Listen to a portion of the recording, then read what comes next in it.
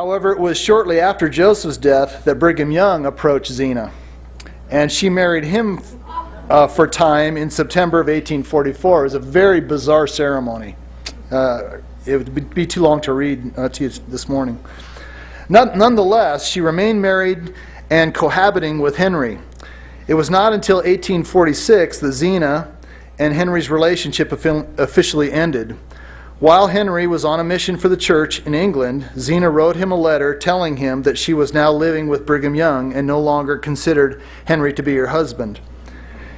Henry returned from his mission and settled in California. It's kind of interesting, on their trip out west, he tagged along kind of behind the wagon train, and just the stories of that are really heart-wrenching. He was heartbroken that his wife had rejected him from being her husband, and couldn't understand it. He then later moved to California, but he was still in love with Zena, now one of the plural wives of Joseph Smith, Brigham Young. Henry's letters to his wife Zena were heartrending.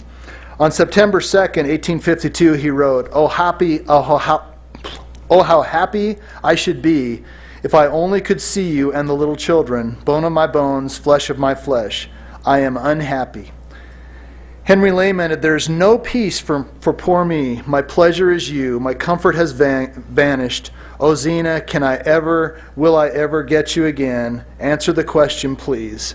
And the answer was no. He never was able to see his wife again.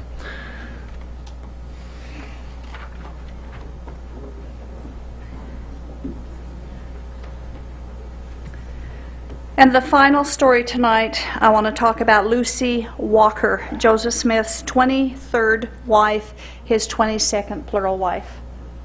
Lucy Walker, 17 years old. Lucy was sealed to Joseph Smith one day after her 17th birthday, and he was 37 years old, more than twice her age.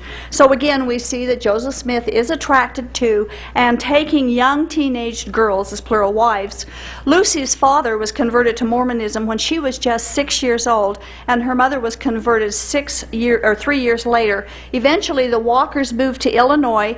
Lucy's mother died in January of 1842, and then not long after her mother died, Joseph Smith moves in for the manipulation here and sends Lucy's father away on a mission, denying both the father and the children proper grieving time.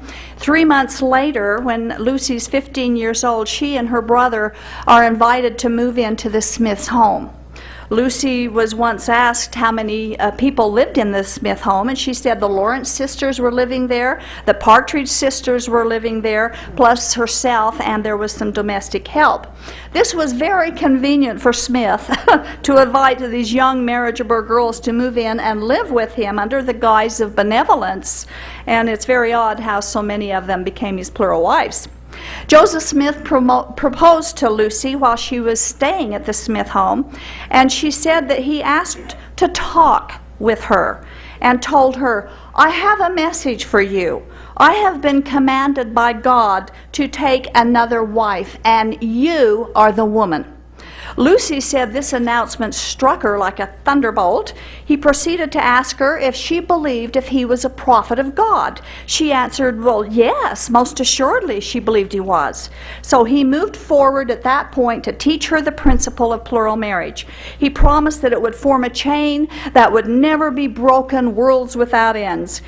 He asked what she thought about the idea, and she hesitated.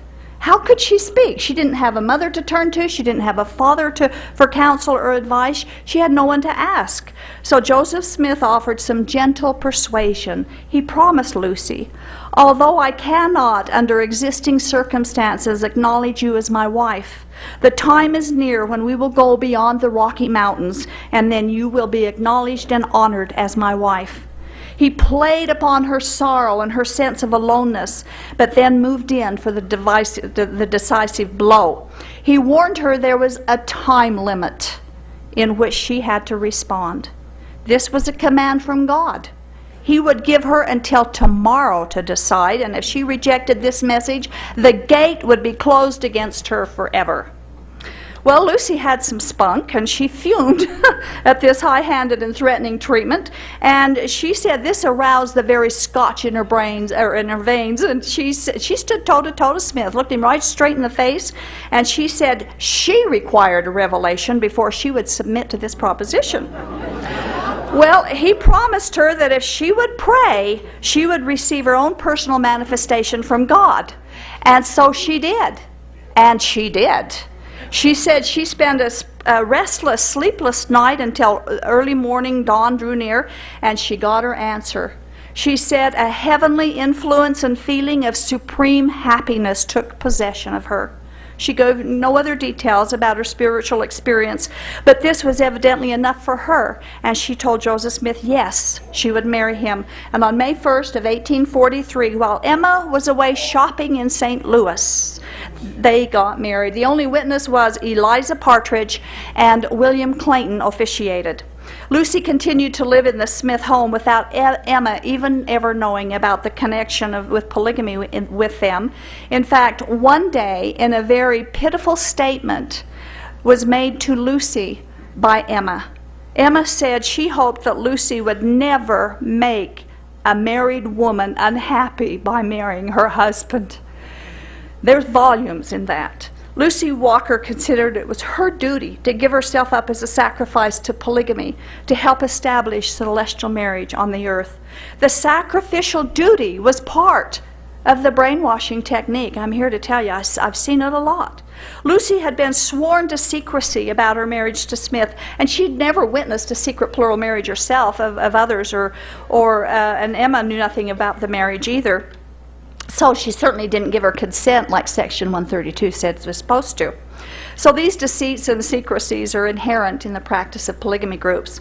At one time, Joseph Smith introduced Lucy to Heber C. Kimball and Brigham Young as his wife, but very few people really knew about it, and she went by the name of Lucy Walker. Someone once asked her if she knew of any children fathered by Joseph Smith, and she declined to answer the question. After Joseph Smith's death, as happened to many of the widows, Lucy Walker was married to Heber C. Kimball, and Brigham Young performed the ceremony.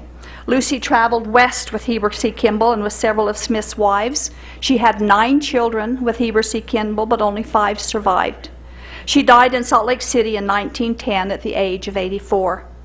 Although many of Joseph Smith's wives seem to be kind and thoughtful and caring women, I can't help but reflect at the frustrations and the loneliness they suffered all the days of their lives as mere plural wives.